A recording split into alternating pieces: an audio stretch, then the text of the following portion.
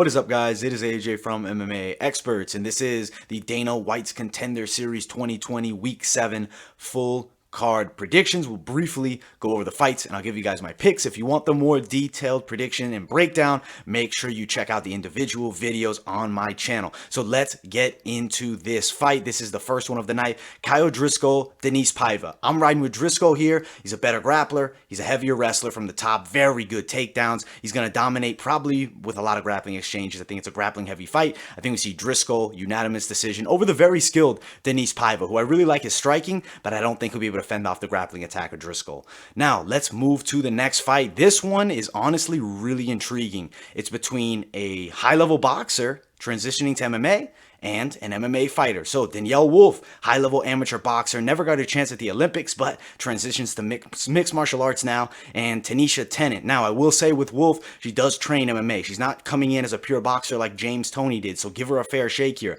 But with all that being said, I'm riding with Tenant. She's undefeated as a pro, undefeated as an amateur. I think she's going to win this fight by submission. I could see it in the first round. I'm picking first round. I won't be shocked if it goes longer because Wolf is a high-level competitor, but don't be surprised when we see a first-round submission for Tanisha Tenant here over the very skilled Danielle Wolf. Now, let's get into the next fight.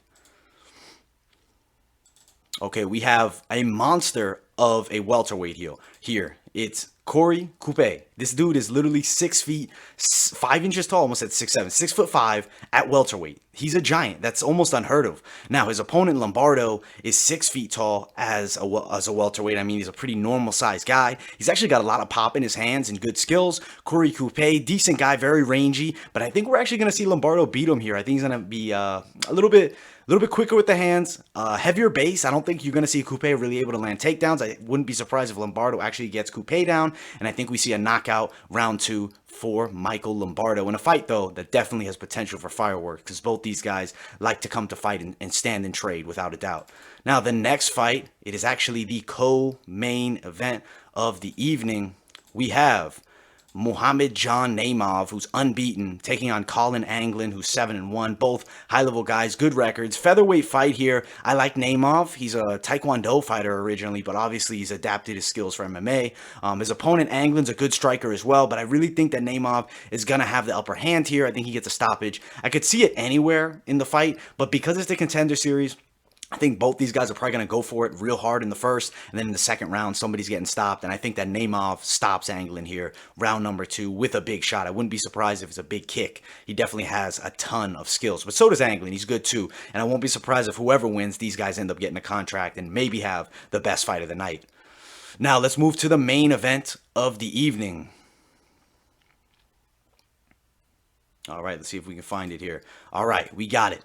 It is Gregory Rodriguez versus Jordan Williams. It's a middleweight fight. It's going to be an interesting one. Rodriguez has heart of a lion. Jordan Williams, a lot of skill. He was on the Contender Series last summer, fought Kurmagomedov, and he had a good fight, a good showing. Obviously, they're bringing him back without even fighting since then.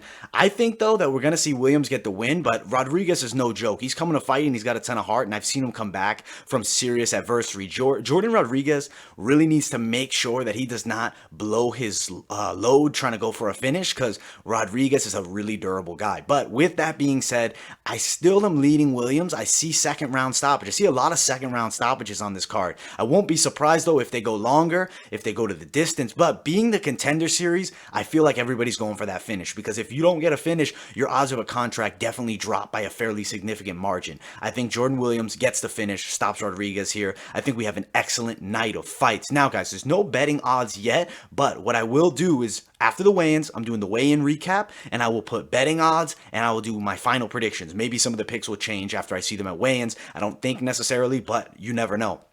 But make sure you guys stay tuned for that. That is pretty much it for this brief video. Thank you guys so much for watching. Like, subscribe, turn on those post notifications. Also, guys, follow my social media, Instagram, Twitter, and I'll see you all in the next video.